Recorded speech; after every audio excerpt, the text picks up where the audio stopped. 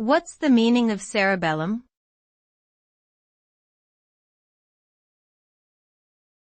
Cerebellum.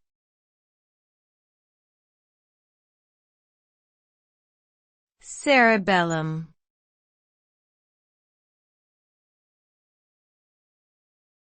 Cerebellum.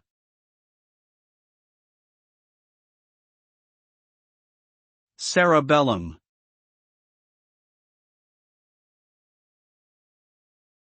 The cerebellum is a part of the brain located at the back of the head, below the occipital lobes. It is responsible for coordinating voluntary movement and maintaining balance and posture. The cerebellum receives input from sensory systems, the spinal cord, and other parts of the brain, and integrates this information to fine-tune motor activity. Damage to the cerebellum can result in ataxia, a lack of muscle coordination that leads to problems with balance, gait, and fine motor skills. The cerebellum is also involved in some cognitive functions, such as language and attention.